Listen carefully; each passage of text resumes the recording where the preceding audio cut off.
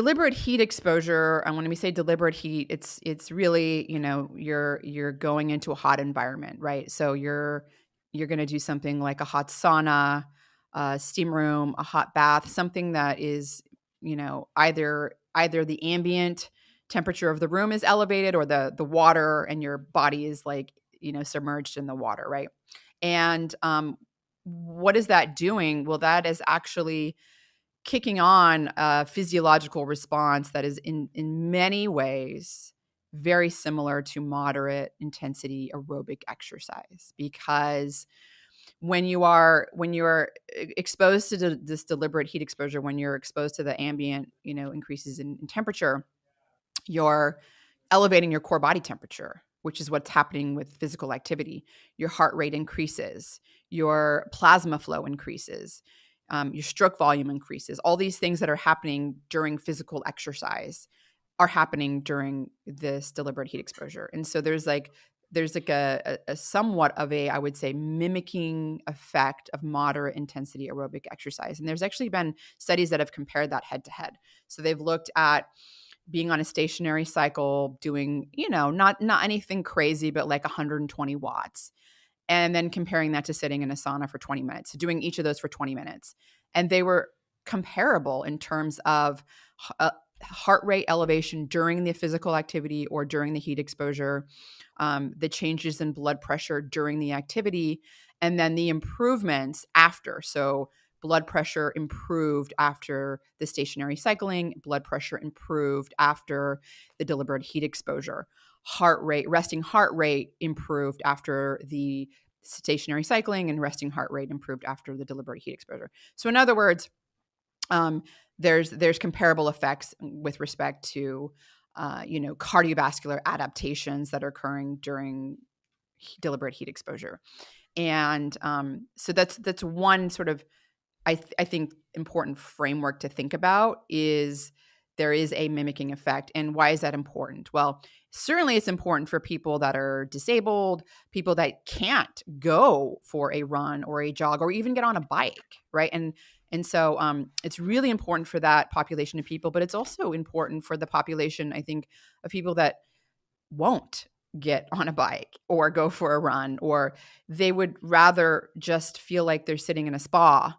And at the very least, or maybe people that are just so adverse, there are people that are so adverse to cardiovascular exercise that if you can just get them into a sauna, and we can talk about parameters in a minute, but like if you can get them into something that's sort of at least mimicking the moderate intensity cardiovascular exercise, and they're getting those adaptations, those cardiovascular adaptations that they would get with at least a little mild to moderate intensity exercise, that's going to be beneficial in the long run as well.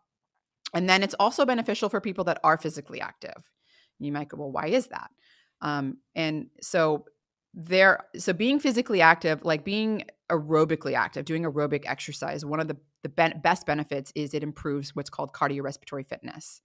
And that's probably I would say one of the best biomarkers of longevity, like concrete things that you can measure. It's measured by measuring something called VO2 max. It's the maximum amount of oxygen you can take in during maximal exercise. And cardiovascular exercise improves that, particularly if you're doing a high intensity exercise training. Things that are like high intensity interval training, for example, is one of the best ways to improve it, especially if you're doing longer intervals of like at least a minute.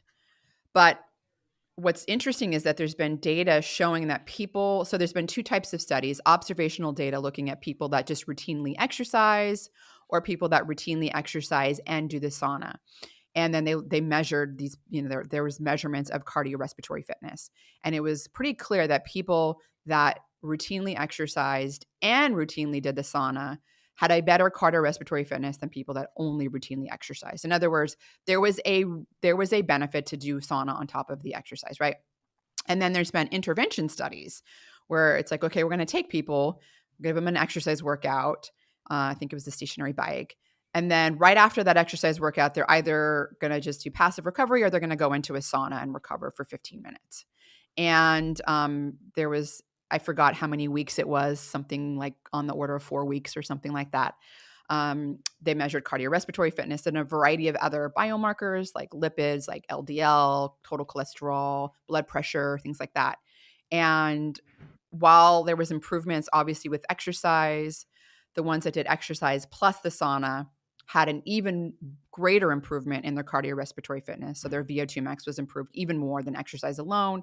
They also had greater improvements in blood pressure and greater improvements in their lipid numbers and things like that. So there was every reason to add deliberate heat exposure on top of exercise as well. I want to pause here for a second for two reasons. One, you're the reason I have a sauna. I think I first came across your work and you had this like 70-page website on the benefits of a sauna. And I remember like skimming the first like 3 pages of it going, I really need a sauna. And so you're the reason I have a sauna. But when we say doing the sauna, like what does that mean in terms of temperature, in terms of duration? Is a hot tub the same as the sauna? Talk to me about that. So a lot of the studies that have been done on sauna have come out of Finland, where they're using Finnish Right. saunas, which are generally speaking, it would be what I would call like it's a regular sauna where you have like an electric heater with some rocks that are hot. In Finland, they often use water and they pour it on the hot rocks, and so there's a humidity aspect there, anywhere between 10 to 20% humidity. So a lot of the observational studies and intervention studies showing, like I just mentioned, one about VO2 max improvements, blood pressure improvements, they're done in Finland, and a lot of those parameters used, generally speaking, are regular saunas of about 175 degrees Fahrenheit and 10 to 20% humidity. The average time spent in this sauna is about 20 minutes for the benefits to really be, I would say, that robust. And then that there's frequency, right? So like how often do you do it? And so there've been a variety of studies that have looked at all-cause mortality, so dying early from all causes that are non-accidental, and then looking at cardiovascular related mortality like dying from a heart attack, for example.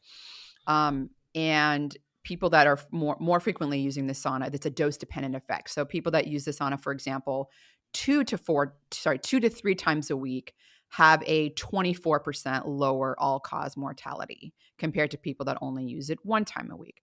But people that use it 4 to 7 times a week have a 40% lower all-cause mortality compared to people that only use it 1 time a week. So in other words, it seems like the minimal effective dose to get the most robust effect would be 4 times a week.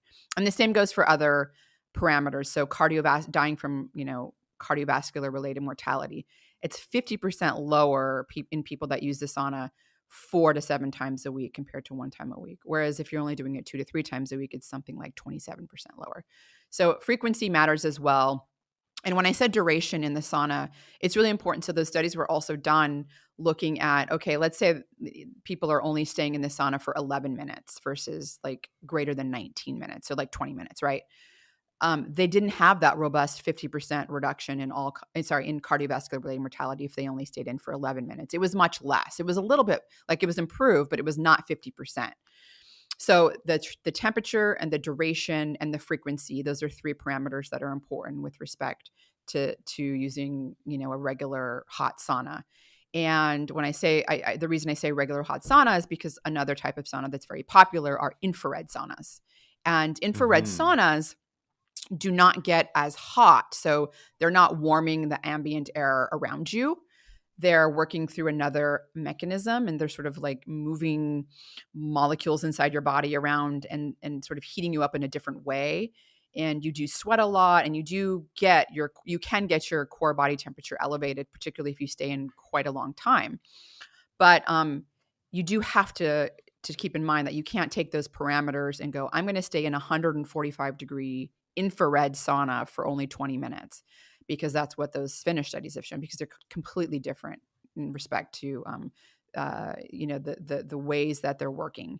And so there have been studies that have compared, for example, like a head-to-head comparison of like a regular hot sauna versus an infrared sauna, and looking at things like blood pressure improvements. And if you're just staying in for 20 minutes, like the same amount of time in each, you're not going to get those blood pressure improvements from an infrared sauna, which makes sense. It's not as hot, right? It takes longer to elevate that core body, Yeah. to get your heart rate elevated. And anyone that's done, like I've done a lot of infrared sauna and I've done a lot of regular hot sauna.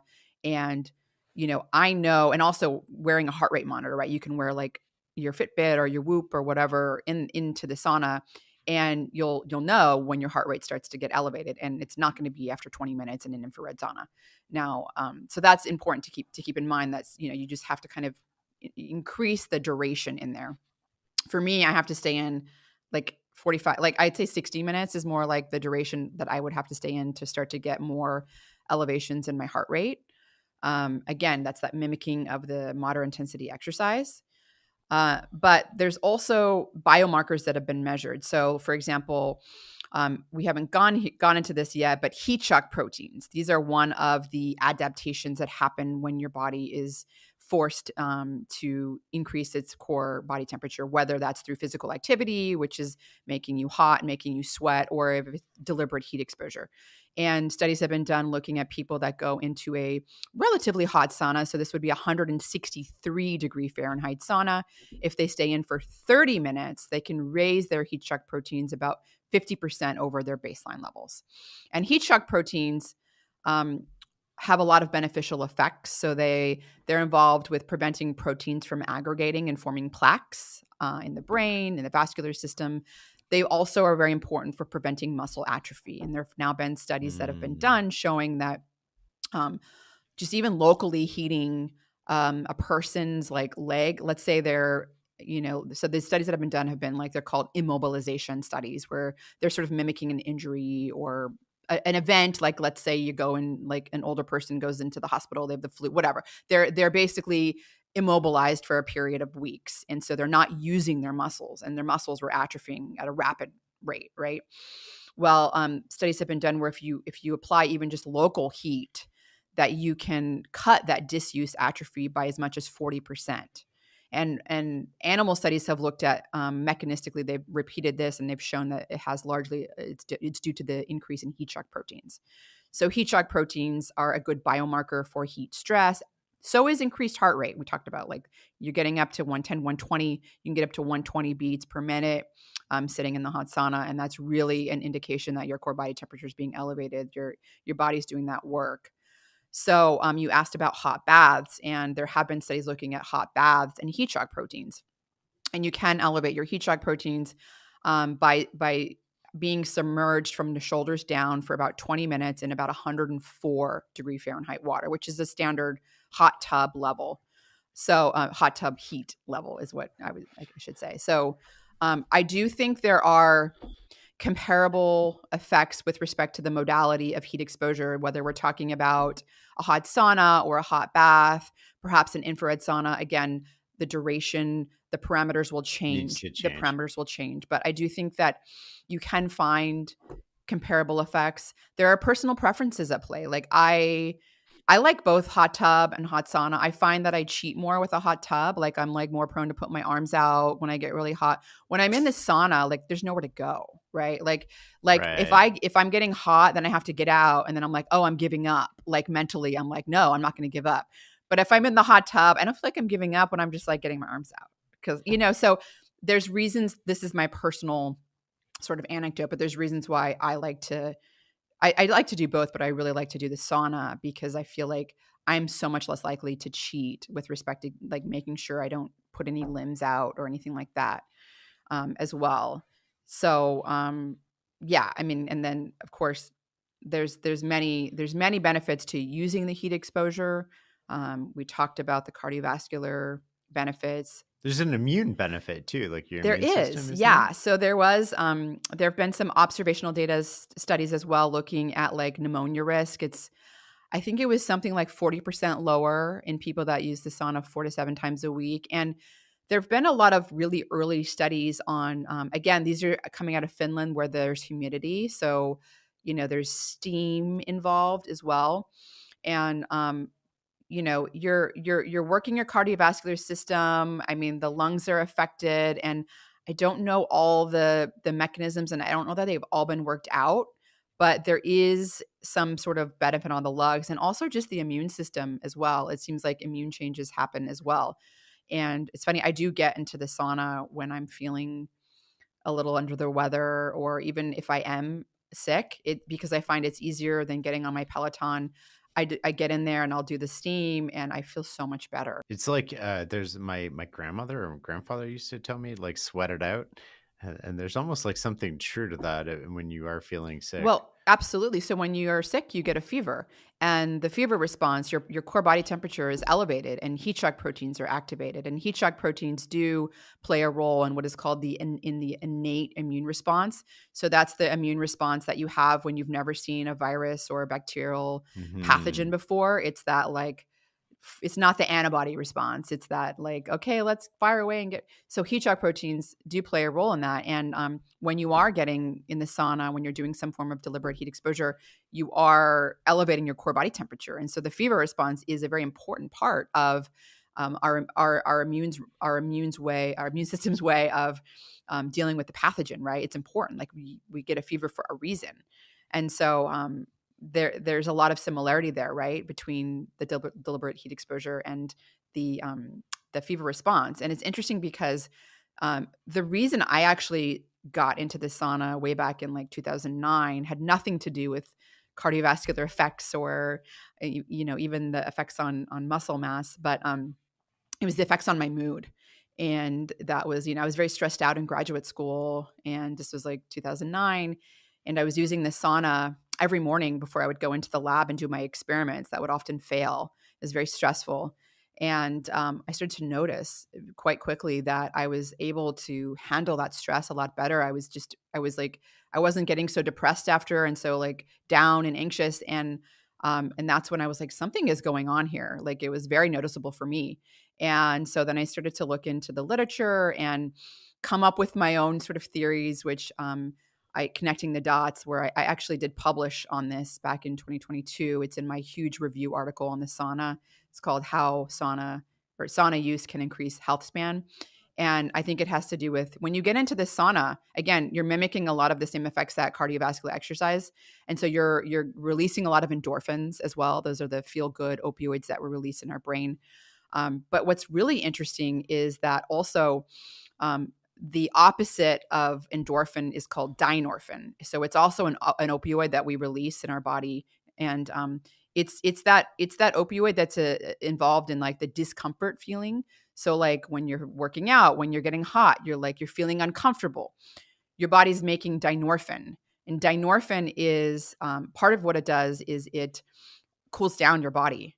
So it's playing a role in it's like, okay, you're elevating your core body temperature. And so the adaptive response is, okay, we need to cool down somewhat. Dynorphin plays a role in that. But it also is what's responsible for that uncomfortable feeling when you're like, oh, I'm so hot, I want to get out.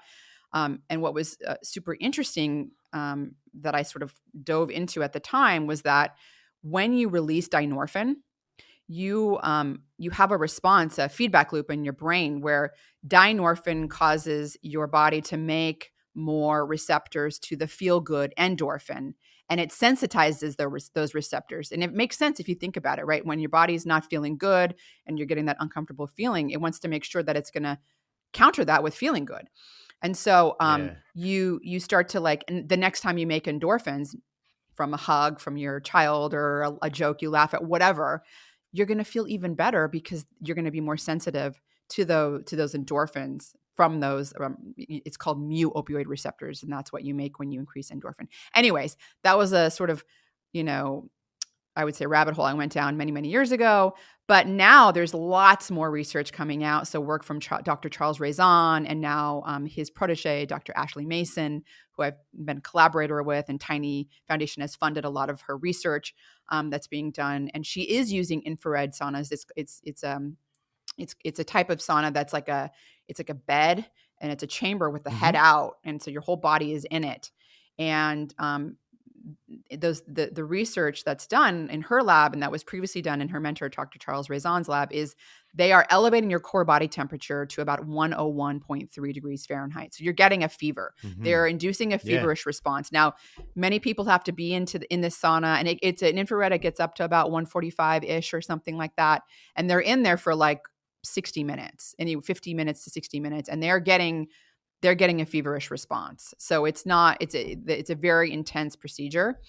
And what Chuck Raison showed in the first study was that they could just do this one treatment, and it was actually a different type of infrared sauna, but I won't get into that. But they induced this feverish response, 101.3 Fahrenheit, just one time in people with like major depressive disorder. And they did a sham control where they made them feel like they were getting hot, but it like wasn't hot enough. It wasn't inducing that fever response. So it's called like a sham control, or it's like they're getting the placebo effect because they think they're getting the treatment. And the people that got the active treatment had an antidepressant effect that lasted like 6 weeks after. And it was like enormous and crazy. Placebo group didn't get it at all. And so now Ashley Mason has kind of carried the torch on, and she's doing these studies. And she's very, very promising data. Fingers crossed. I know I think it's in submission right now for peer review, but she's done like 4 sessions. In some cases, some people did 8 sessions of it. And it's just amazing the effects that it's having on people with respect to the antidepressant effect. It's amazing what our body can do to heal itself when, we're not sort of always injecting it with stuff too. There's all these other ways to go about healing it. It's almost like it knows what it's doing sometimes. It does. I agree with you. I mean, it's so exciting to potentially have a non-pharmacological treatment for depression because, and I've shared a lot of studies on like Twitter and talked about like it's undeniable that doing aerobic exercise, like they've compared running to classical antidepressants like SSRIs, so serotonin reuptake inhibitors, right? And it's in terms of the antidepressant effects, it's like the same. Only the running has all the other benefits, right? But like some people point out that like there's people that are really severely depressed that like just can't even get out of bed. Like they're not going to go for a run. And it's true. There are people that will not get out of bed, but will they get into a sauna? I mean, it's a lot easier. And so it really opens up doors that are it's just so exciting. Super Yeah. promising as we age too, for the aging population. A lot of people who don't want to exercise when they get a lot older, or the aches and pains, and maybe it's a low intensity way to do that. I can say for myself, during COVID was probably one of the most stressful periods of my life, and the sauna, like, I think it saved my life a lot. You know what I mean? Like I was using the sauna 5-6 times a week. And it was just sort of like, it was mentally grounding. It was something I look forward to. It was a great ritual, but it sort of kept me out of trouble for some reason. And I could never explain it. And I'm an N of 1, and, I'm not super scientific and all that, but I was like, this is working. This is keeping me like happy and going and motivated. And I got to keep doing more of this because, it was really crazy. Totally. I was the same. I mean, the same way for me during that period. I was doing the sauna like I was doing it like every day. I mean, it was like, and again, I had known, I was like, this does affect my mood. And again, it comes down to like probably a lot of things we don't really know. Is it immune related, the opioid system, everything, and all combined? Like there's a lot to unpack. I didn't care why Right, it just worked. I worked. knew it Right. was working. I'm like, I don't care if this is a placebo. Like, this is great. I'm glad it's not. And, I still religiously use the sauna all the time. But people that can't afford a sauna, it's not like. So like in Finland, it's ubiquitous. Everyone, I mean, it's like everyone has it, and there's public saunas that are free. And, we do have saunas and gyms here, but like it is nice to know. And I do think that if you can, most people do at least have a bathtub. And I think if you get one of those like little pool, like temperature gauges, like where you can measure the temperature, and you get your bath up to 104 and make sure you maintain it at that temperature, you might have to keep turning on the faucet for 20 minutes and stay in the water. Like that is something that can also be done. And it is a powerful form of deliberate heat exposure as well. And it's nice to keep that in mind.